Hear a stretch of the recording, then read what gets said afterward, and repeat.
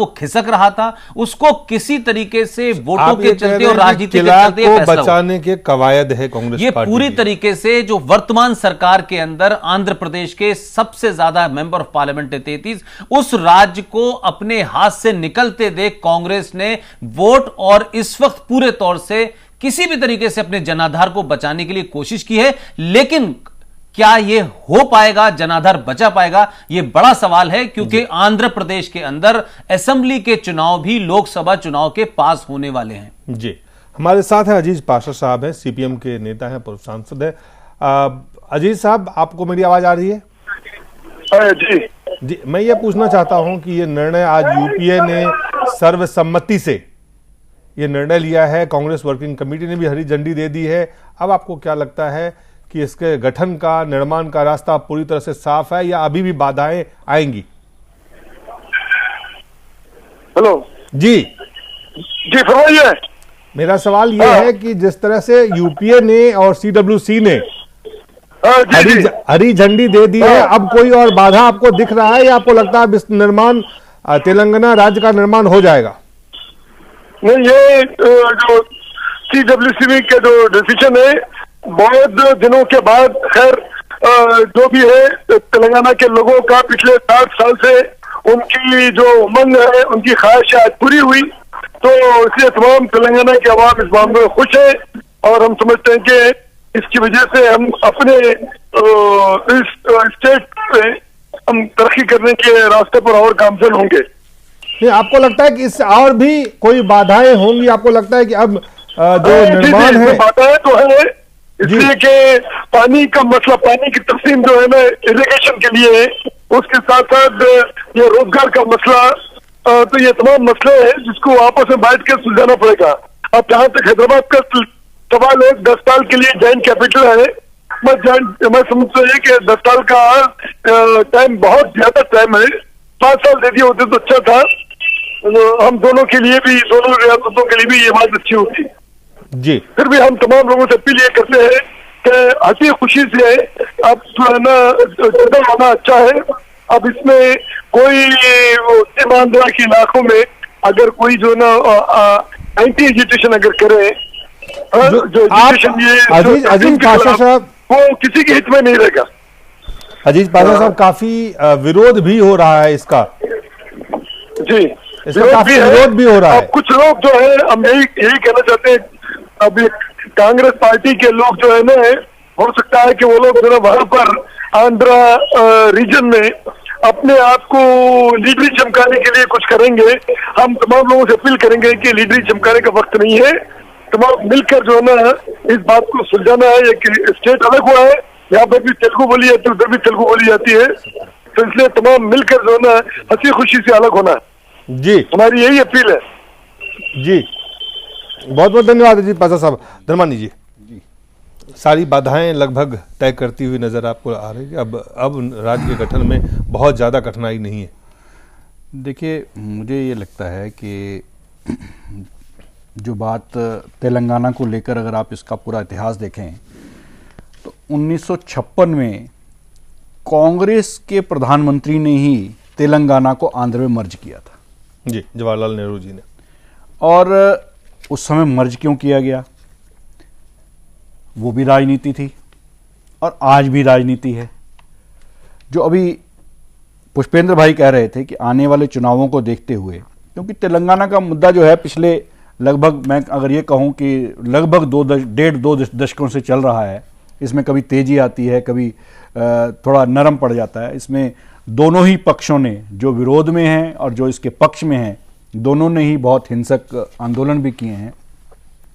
परंतु मोटे तौर पर अगर आप हैदराबाद जाएं, जो हैदराबाद एक भौगोलिक रूप से तेलंगाना का हिस्सा है, और वहाँ के जो स्थानीय लोग हैं उनके अगर सेंटीमेंट देखें तो तेलंगाना से जुड़े हुए उनके सेंटीमेंट्स हैं और वो चाहते हैं कि अलग तेलंगाना हो।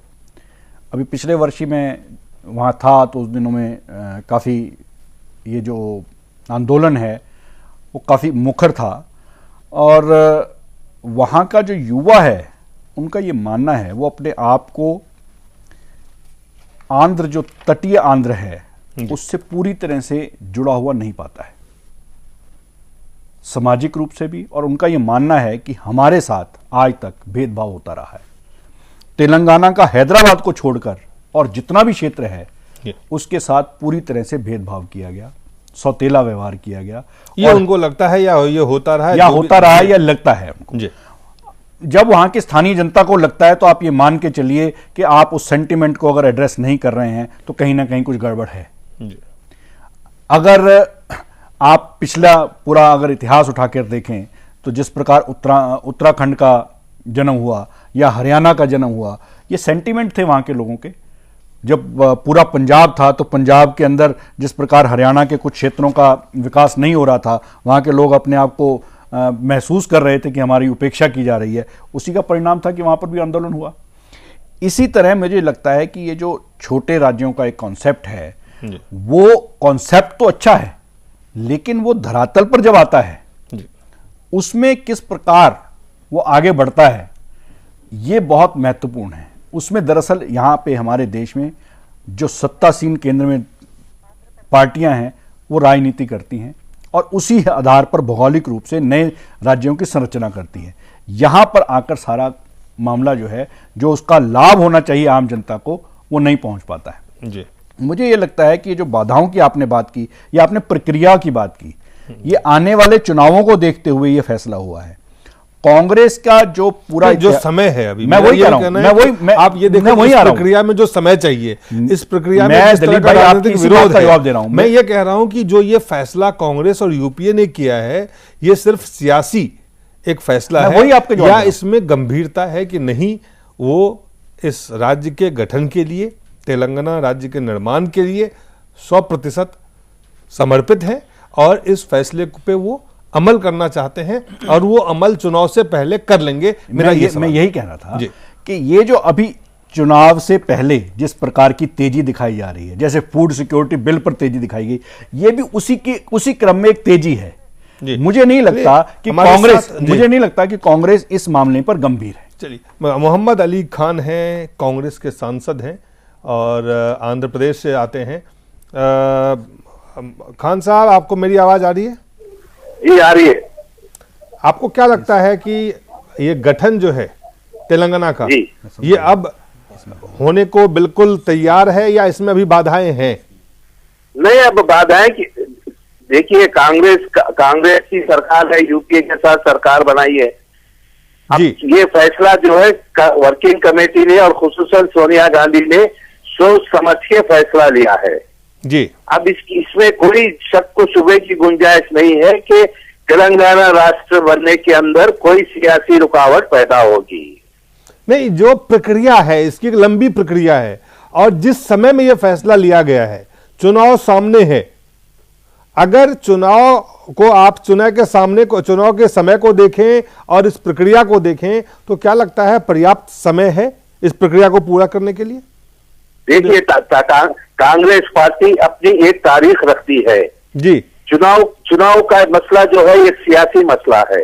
ये भी सियासी मसला ही था। को देखकर कोई अपना फैसला नहीं लेती। नहीं, खान साहब मैं माफी चाहता हूं, आप भी जानते हैं कि यह फैसला सियासी है, सियासत के मद्देनजर है, सिर्फ वोट है। कांग्रेस की स्थिति खराब थी आंध्र प्रदेश में, वहां पे जिस तरह से सर्वेज आ रहे हैं, जिस तरह से टीआरएस वहां पे, तो ये पूरा चीज सियासी, इसमें कोई बुराई नहीं है। अगर सियासी सोच के साथ आप जो सियासी मामले हैं, अगर उसको सियासी सोच के साथ फैसला करते हैं, उसमें कोई गलती नहीं है। मैं सिर्फ एक सवाल जो आपसे जानना चाहता हूं जिसका जवाब, कि क्या कांग्रेस पार्टी ने जो ये फैसला लिया है और जो यूपीए ने जो ये फैसला लिया है, इसको अमल करने के लिए क्या आपके पास पूरे समय है?